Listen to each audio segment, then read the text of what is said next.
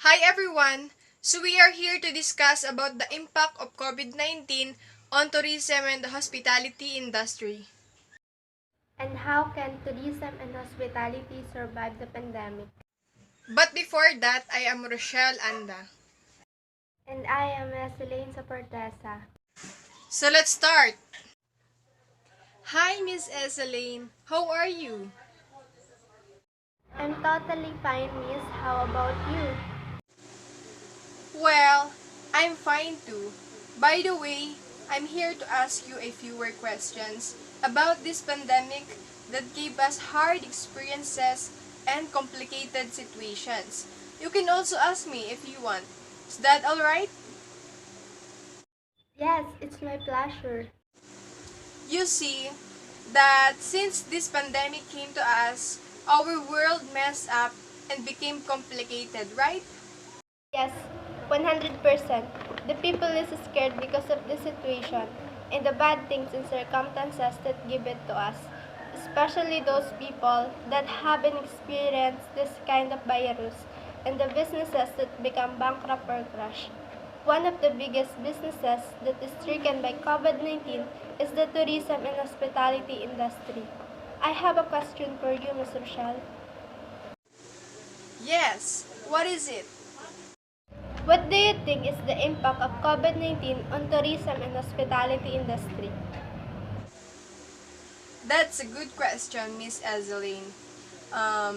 Due to COVID-19 pandemic, the world's economy was shut down almost overnight. The pandemic has confronted hospitality industry with an unprecedented challenge. Almost all restaurants were asked to limit their operations, and stay-at-home orders issued by the authorities lead to sharp decline in hotel occupancies and revenues.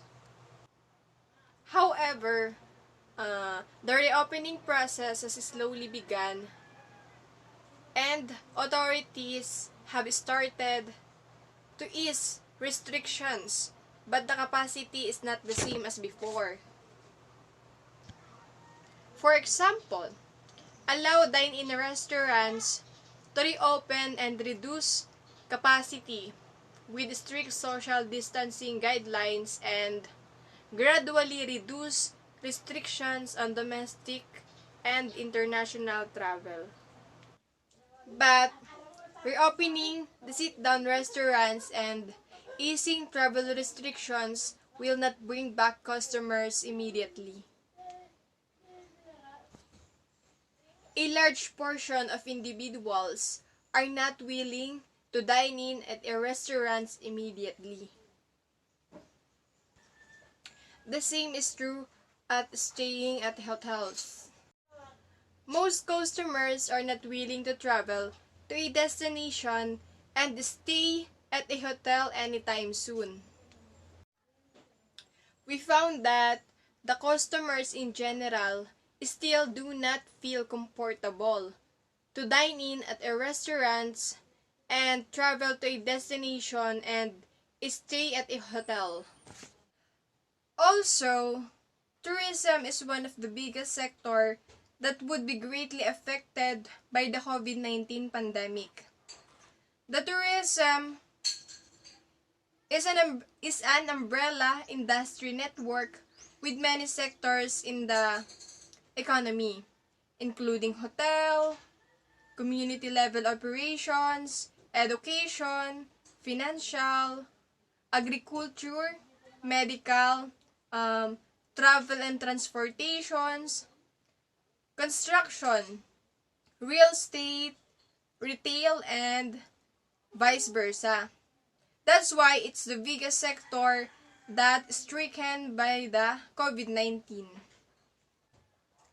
As countries of the world continue to place travel restrictions and closure of their borders, cruise companies, hotel and hospitality industries are facing declining demand and patronage. For example, here in the Philippines alone, About 40% to 50% of hotel reservations have been cancelled. Also, the pandemic is placing up to 8 million jobs in the leisure and hospitality sector at risk, with travel crashes and cancellations expected to continue. What do you think, Miss Ezeline? Exactly. Since this pandemic came to us, tourism and hospitality industry crashed and collapsed. Yes, if you're going to think on it, it must hard to them to start a new one because of this pandemic and complicated things. But there's a saying that if you want it, you can do it. So there's a possible to us. There's a way to surpass it. Miss Eseline, can I ask you a question? Yes, what is it, Miss? How can tourism and hospitality industry survive the pandemic? To survive the tourism and hospitality management during this pandemic, it must have security, flexibility, and hospitality.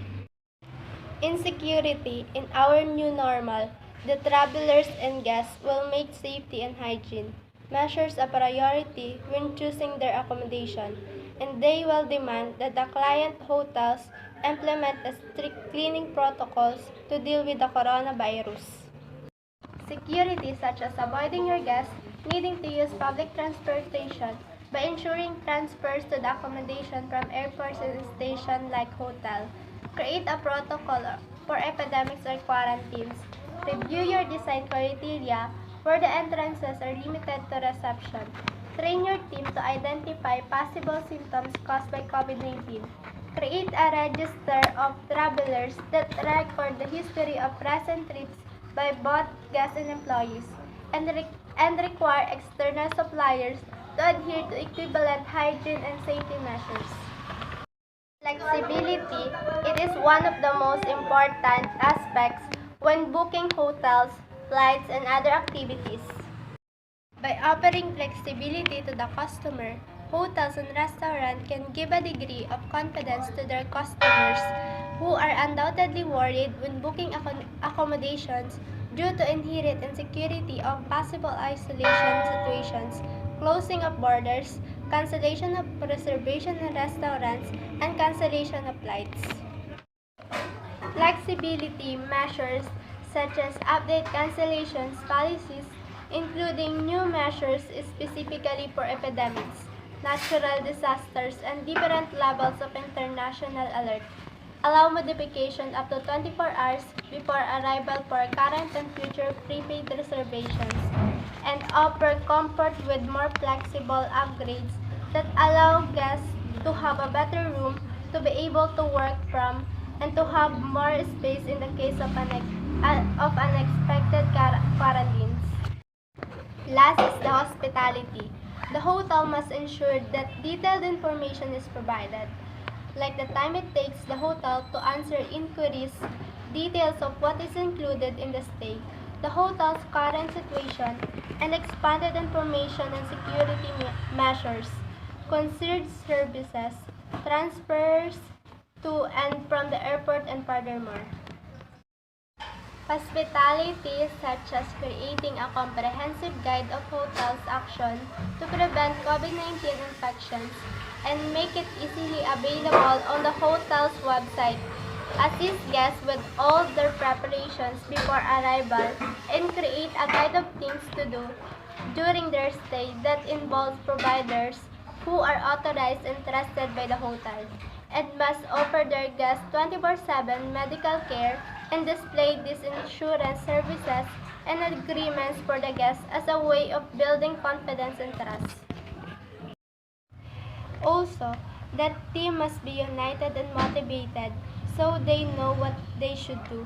The team must be informed of the hotels and the restaurants' evolution and businesses' expectation. It's good to hear that, Miss Ezeline.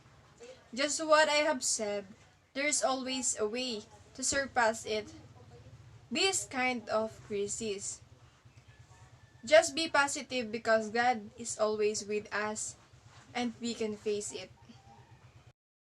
That's true, Miss Rochelle. Yes. Thank you for your time, Miss Ezeline. Have a good day. Likewise, Miss. So, that's our point of view about the impact of COVID-19 on tourism and hospitality industry and how can tourism and hospitality survive the pandemic. That's all. Thank you for watching.